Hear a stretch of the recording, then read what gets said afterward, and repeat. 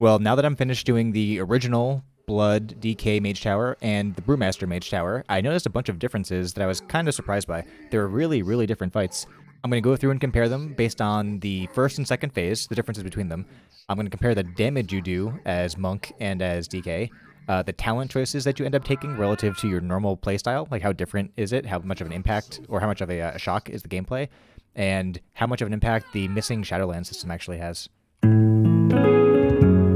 So starting off with Blood Death Knight in P1 fighting Varus, I would usually start by gripping him over to the side because it made sure that the eyes would spawn pretty much around his general area as opposed to in 360 degrees around him. So as a DK, it's nice to not have to waddle across the entire map. And then I would think about it in two phases more or less. This first phase right here is a Bone Storm up phase. So as the ads were spawning, I would run in, Bone Storm, destroy them with 2 Blood Boils, and cleave from my D&D, and that worked really well. Most of the ad phases were pretty easy. And while it was happening, there would be at most one eye, and oftentimes the eye would spawn right next to you, so you wouldn't have to go really far. It would just passively die to your Blood Boils.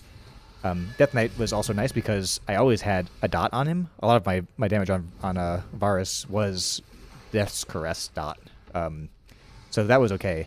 And then the other phase was, or the other mode that you're operating in, is this non-Bone Storm phase. So when they spawn, the ads, I would just grab them into a similar position.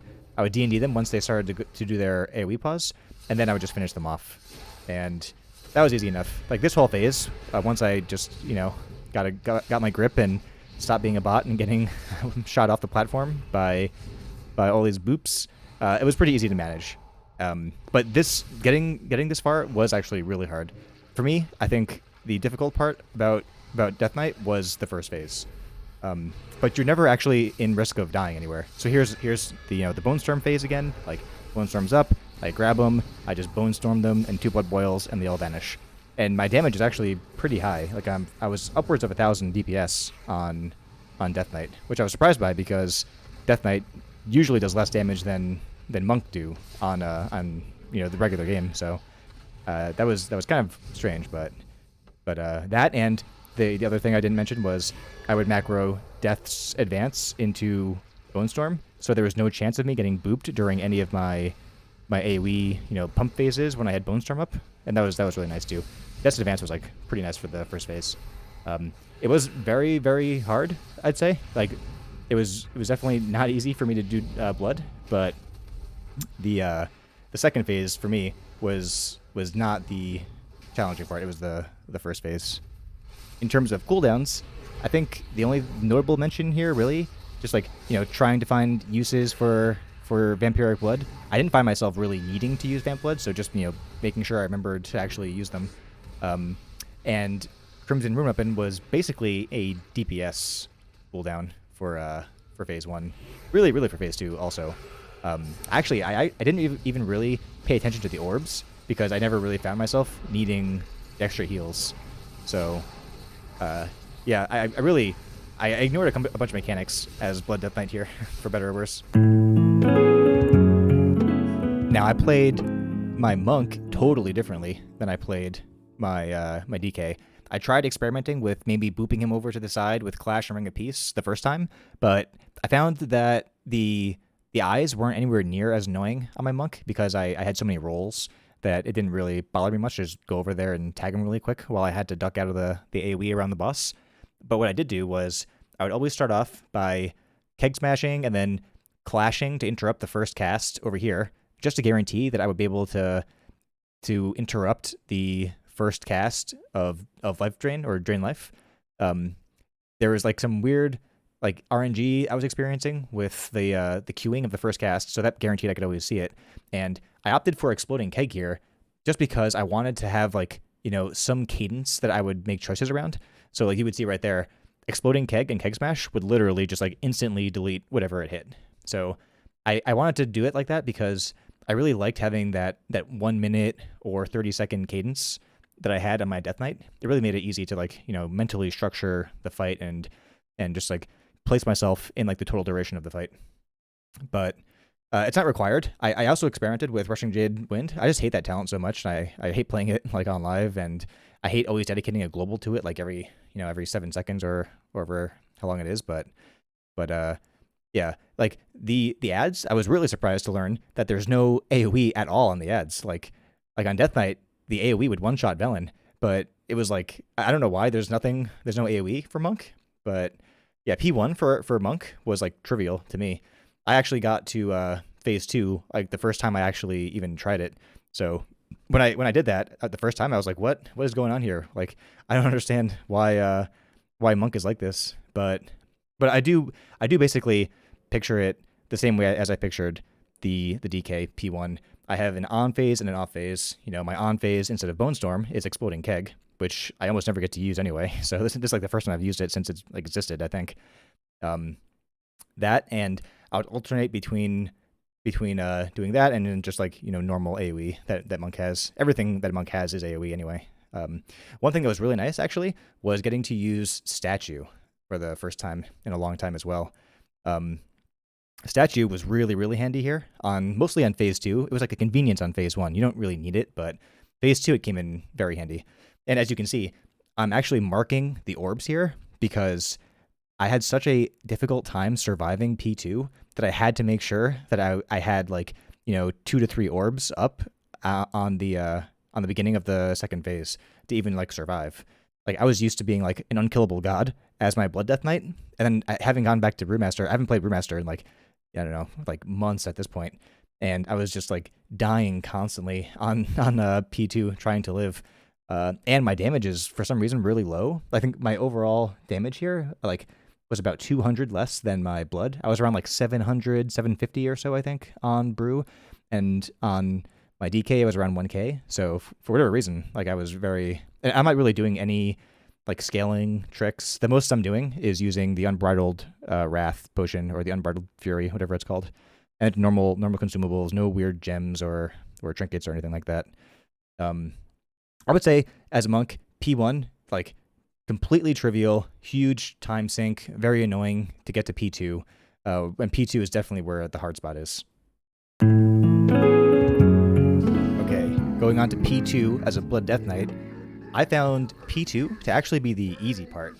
And this challenge took me like a lot of tries. Like I think I probably pulled like 150 times before I actually beat this on the pre nerf version. And the big thing for me with the second phase was that I couldn't practice it because I died so much in the first phase. So once I got to the second phase, I would usually die because I would do a bad job of aggroing the ads, and they would run to Velen and one-shot him with their AoE, which Blood Death Knight, Brewmaster doesn't have to actually worry about that problem, which is kind of funny. But after I got the hang of like doing interrupts or saving some orbs for this one, like I was in no danger of dying to like annihilate. And for whatever reason, I don't know how I did this, but I ended up killing Cruel with 3 stacks of annihilation, which felt like fast to me. I expected to have to survive for like 4 or 5 stacks, but nothing about the second part was that difficult, to be honest. And having Death's Advance, like my friend was doing this as a druid, and he was like, yo, the bars that flow across are complete aids, and I was like, actually, it's not that bad for me over here, but it's because I have Death's Advance, and whenever I have to beeline it for an orb, I just do it, right? So that part wasn't bad at all. For me, on Blood, definitely P1, way harder. P2 for Brewmaster, on the other hand, this was so hard for me. I mean, I'm rusty as Brew, but for whatever reason, I was just doing like a fraction of the damage as my Brewmaster compared with my Blood Death Knight. I think I went to like four annihilates, and I got booped so many times, like all these slows and snares, and you can see that right here, I made sure to have like 3 orbs going into this phase because I literally needed it to survive. Like I could take the first 2 annihilates, the third one would like totally wreck me. So I would use nothing basically on 1 and 2. You can see I had to glider there, but I would always I would just be taking so much damage that I'd end up having to use an orb just to live, in between the annihilates. I had to make sure to run my my splintered heart because I needed the cheat death. My DK didn't have the heart, so I had to make do without the heart. But I definitely needed it here. And I just had to make sure I had enough orbs here to not have to... Oh, you see it right there? What I did right there was just Exploding Keg every single ad away and the Infernals. So I recommend Exploding Keg. Like, it actually made this thing a lot nicer. And you may never get to use it again in your whole life. So use it while you can. Oh, and another problem that I had was, like, you know, these stupid, like carriage things at boop you would always boop me into, like, 2 of the orbs in a row. So in this fight, I actually messed up pretty bad. I used my Splintered Heart early by mistake, and I got pushed into 2 orbs. So I was like, okay, it's probably gonna be a wipe. I already have 3. I'm getting, like, dragged by these AIDS beams. Luckily, I get another orb spawn, and I'm just, like, able to eke out the win. Like, I probably would have died on the next global had I not had I not done what I did. But I'm getting lucky with orb spawns, and I had to actually save Touch of Death to use it as, like, a stagger drop after I took one of the hits as well. So everything was based around, like, living. Whereas, like, on my Blood Death Knight, living was so easy, and I just had to make sure I optimized my damage. Which I guess is, you know, kind of the benefit of a DK over a monk, right? Like, it's just you get to live forever, but your damage is terrible. But here you can see, okay, I'll show you just the kill shot. That's how narrowly that I think I have literally 1 HP there, because I got, like, staggered down to 1. So if he even, like, looked at me one more time, I would have been dead. So this was, like, really well tuned. Or at least, you know, for my skill level and how rusty I am with monk. But yeah, P2 as a monk, way harder than P2 as a Death Knight for me.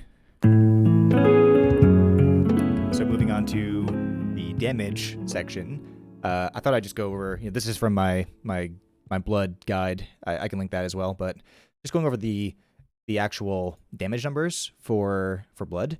Like, my biggest thing was Blood Boil, obviously, and Death Strike. Death Strike was actually pretty nice because I went Rune of Sanguination, so I really needed more single target damage. But it isn't, you know, that different from what you might expect. I typically run Bone Storm anyway, so I was a little surprised by how high my damage was as blood. Like in P1, it would usually be over 900, and I struggled to get that high on my monk. And you can actually really feel the difference too, because I think my total duration for the kill as a Blood Death Knight was about 6 minutes, a little over 6 minutes, and my Brewmaster was over 7 minutes, like 7.5 minutes almost. So I'm just, like, struggling by the end of my Brewmaster skill. But yeah, the damage on DK, it felt very good, and I was always very secure in living, so I wasn't really too worried about, you know, any of my defensive stuffs. I just got to worry about, you know, offense the entire time. And like I said, the damage for monk wasn't as good for whatever reason. Keg Smash was my first overall, which it usually is, I think, as a monk. But Exploding Keg did as much damage for me as Keg Smash did. And it's actually pretty fun to use. It's really easy to use properly as well, because you don't have to, like, you know, keep it up or worry about it in an ongoing basis. You just, like, send it. If you send it right, then, like, you win, right? You get back all those globals from Refreshing Jade Wind. You get the advantage of deleting a pack right as it spawns, so you don't have to worry about, like, you know, if you fall behind. In theory, if you fall behind and there's 2 packs up, like, you just Exploding Keg them all away, right? And the Infernals probably die too. And I was running with a statue, Black Ox statue, so just having them all grouped up all the time, basically forever, was pretty nice. So I'd recommend Exploding Keg. I did go G-Wave, but because I don't run G-Wave at all anymore, I never used it, so that's unfortunate. I usually go Chi Burst on the other runs, and Chi Burst was pretty good too. It was around, like, 8% of my overall when I was running it. I think I'd go with Chi Burst in the future. But you can see 741 as my overall damage, and I noticed that I'm pretty sure the health of Cruel was a lot lower. The health of Cruel and the first guy was lower on my compared with my Blood Death Knight. So I guess it was expected that you'd be doing a bit less damage, but it was still surprising nonetheless. And then as for the talents, I really didn't have to change much on my Death Knight to beat this. The only difference I made on the Death Knight was Rune of Sanguination for my enchant on my two-hander, and Blood Drinker. Like, that was the only real difference. But on the monk, I'm doing something totally different than I would ever do for real on the monk. I'm running Celerity, which I would never run. I would always go either Chi Torpedo or Tiger's Lust. Light Brewing is the same. Blackhawk Statue, which I haven't really run seriously since like BFA. Ring of Peace is like, what kind of monk doesn't have Ring of Peace? But I just found it to be not very helpful because the ads would always run straight for Velen, and I can just drop the statue by Velen, guarantee that he would never die because for whatever reason the ads don't do any AoE when you're a monk. So this was like a huge help. You don't need to like AoE taunt it or anything. Like all of that's just fine. It's just like, you can multitask as a tank, and taking so much damage that just having them not hit you actually helps P2 a lot. Dampen Harm. Actually, I always run Dampen Harm typically anyway, so that's not that different. I tried healing elixirs, but I really needed Dampen Harm to like I was setting up like a bunker for like annihilates. Like I wanted to be able to actually survive to like 5 annihilates, and Dampen Harm would be like a 50% damage reduction on one of the annihilates, so I had to go Dampen Harm still. But Exploding Keg, I think I've never actually used this ability. I've been playing Monk since Legion, on and off, and this is the first time where it's like, oh my god, this is really good. I mean, I wish it was... Maybe I'll try it a bit in Mythic too. I hate Rushing Jade Wind because I hate like pressing it, and I hate, the green whooshing sound like that you always hear. But Keg on this fight was like awesome, and it aligned perfectly with like, every other ad phase. And Blackout combo, I haven't run this in a very long time either. Like usually nowadays it's high tolerance, but Blackout combo was really nice because I would basically, run out of the AoE. I would kick one of those eyes, and then I would throw in a Keg Smash for like damage or cooldown reduction on your Celestial Brew. That ended up being really nice too. So the playstyle for Monk was like completely different than my normal playstyle. So in the end, who had it harder? I think I have to just go by pull counts and say that the Blood Death Knight had it harder. And I guess that is also not a surprise based on, the degree of nerfs that Blood Death Knight got compared with Monk. I'm not sure if Monk actually got any nerfs. I should go check, but Blood Death Knight got a 10% reduction on Cruel's damage. So I am happy that I got my kill before the Cruel nerf. That would have been actually kind of messed up, for you to be putting in all that work, and then you find out, like, after you go to Discord and say I did it, and everyone tells you, like, oh, it was nerfed, and you're like, you didn't even know it was nerfed, right? That would be terrible. But Blood DK, definitely a lot harder, based on, pull counts, and mostly pull counts, I'd have to say. They're very different fights. I'm very surprised that Monk doesn't have AoE on their ads. That's very strange to me, but it was pretty fun. I do wish that the Monk transmog wasn't just orange. That made me like much less excited about doing it, but I do like that I have it, and it was a decent challenge. So let me know if you play multiple tanks and you have different opinions about this, because I don't know, it's fun to compare the outputs of different tanks, I think. But I'll link my Mage guide, my Mage Tower guide for DK, and I haven't made one for Monk yet. I think there's probably enough out there for Monk, but maybe I'll make one if people want to see it. But yeah, good luck with your Mage Tower. Have fun.